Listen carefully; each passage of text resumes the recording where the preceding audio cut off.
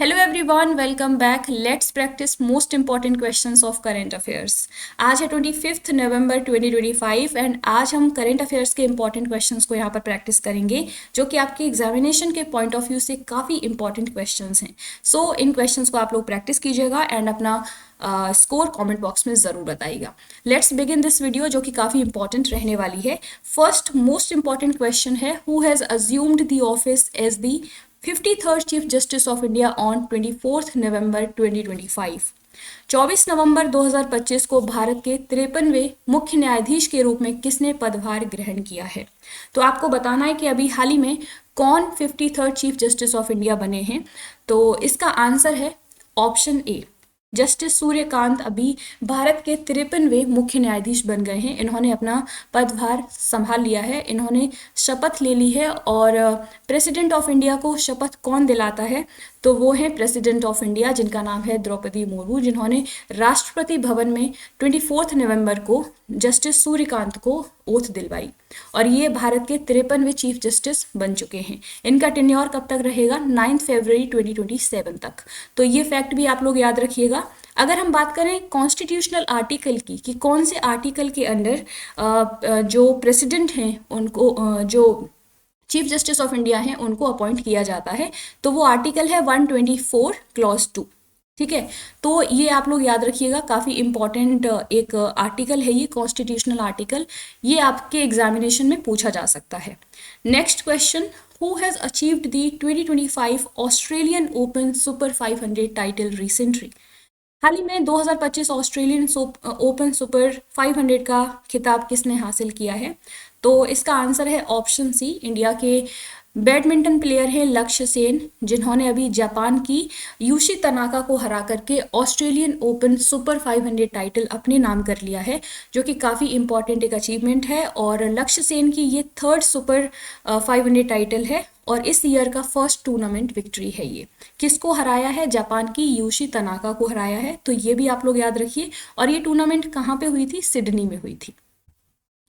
Next question, which country has recently clinched the first ever blind women's T20 World Cup 2025? हाल ही में किस देश ने पहली बार ब्लाइंड महिला T20 विश्व कप 2025 जीता है। तो इसका आंसर है ऑप्शन डी, इंडिया ने अभी हाल ही में blind women's T20 world cup 2025 का जो टाइटल है वो अपने नाम कर लिया है। और इस साल जो इंडिया की महिला क्रिकेट टीम है उसने 2 वर्ल्ड कप जीत लिए हैं, तो काफ़ी इम्पॉर्टेंट अचीवमेंट है इंडिया के लिए।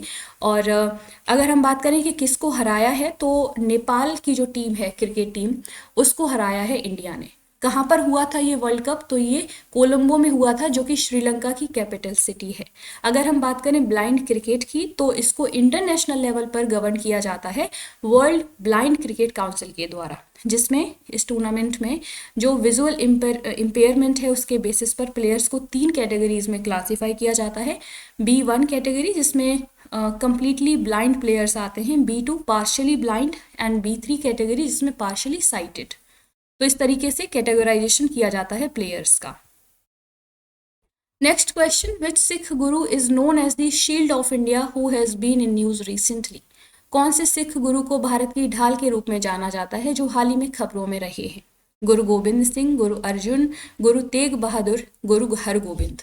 तो इसका आंसर हो जाएगा ऑप्शन सी, गुरु तेग बहादुर की अभी जो है शहीदी दिवस अभी मनाया गया है भारत में, और इनको शील्ड ऑफ इंडिया के नाम से जाना जाता है क्योंकि भारत के इतिहास में इनका बहुत ही इम्पॉर्टेंट एक कंट्रीब्यूशन रहा। ये 9th सिख गुरु है, ये भी आपको पता होना चाहिए। और क्यों जाने जाते हैं, अपनी spiritual wisdom, unshakeable courage and इनका जो सेक्रीफाइस रहा रिलीजियस फ्रीडम का जो राइट है उसको डिफेंड करने के लिए, इसके लिए इनको जाना जाता है भारत के इतिहास में। 24 नवंबर को हमने गुरु तेग बहादुर शहीदी दिवस मनाया है। क्यों ये दिवस मनाया जाता है ये भी आपको पता होना चाहिए, क्योंकि इन्होंने इंडिया में जो रिलीजियस फ्रीडम का राइट है उसको डिफेंड करने के लिए सेक्रीफाइस किया था। जब मुगल पीरियड में जो एम्परर औरंगजेब थे उन्होंने ऑर्डर दिया था कि जो रिलीजन कन्वर्जन का, कि जो भी सिख हैं उनको इस्लाम में कन्वर्ट कर दिया जाए। तो इस स्टेप को गुरु तेग बहादुर ने बहुत ही बहादुरी से इसको रेसिस्ट किया था और इसके अगेंस्ट वो फाइट किया था उन्होंने। और इसीलिए 1675 में गुरु तेग बहादुर को एग्जीक्यूट कर दिया गया था दिल्ली में। ठीक है, तो उनके सेक्रीफाइस को याद किया जाता है 24 नवंबर को। इसके अलावा उन्होंने जो कश्मीरी पंडित्स रहते थे उनके रिलीजियस राइट्स को भी डिफेंड करने में काफ़ी इंपॉर्टेंट रोल प्ले किया था। एंड इसीलिए इनको ये टाइटल दिया गया हिंद दी चादर, यानी कि शील्ड ऑफ इंडिया। तो काफ़ी इम्पॉर्टेंट एक पर्सनैलिटी है ये, इनके बारे में आपको ये इम्पॉर्टेंट फैक्ट्स पता होने चाहिए कि क्यों हम ये दिवस मनाते हैं भारत में। Next question, which state UT of India has conducted its first ever auction of limestone blocks recently? Bharat के किस राज्य केंद्र शासित प्रदेश ने हाल ही में चूना पत्थर ब्लॉकों की पहली नीलामी आयोजित की है? तो इसका आंसर है ऑप्शन बी। अभी हाल ही में जम्मू कश्मीर स्टेट के द्वारा एक जो मिनरल डेवलपमेंट में के दिशा में एक स्टेप लिया गया है कि फर्स्ट एवर ऑक्शन करवाया गया है जो लाइमस्टोन ब्लॉक्स हैं वहाँ पर उनकी। और इससे क्या होगा कि जो यूनियन टेरिटरी की जो माइनिंग सेक्टर है उसमें एक नया एरा की शुरुआत हो चुकी है। इससे इन्वेस्टमेंट को बूस्ट मिले, अट्रैक्ट होगा और इंडस्ट्रियल एक्टिविटी बूस्ट होगी। ठीक है, कल आपसे क्वेश्चन पूछा था इजराइल की कैपिटल, तो इसका आंसर है जेरूसलम। आज के लिए आप लोगों के लिए क्वेश्चन है कि किसको international tennis hall of fame मिला है, तो इसका आंसर कमेंट बॉक्स में ज़रूर बताइए। तो this is all for today. I hope आपको वीडियो पसंद आई होगी। आपको हमारा ये वीडियो कैसा लगा, फीडबैक ज़रूर दीजिएगा। मिलते हैं अगले वीडियो में with another important questions. Thank you.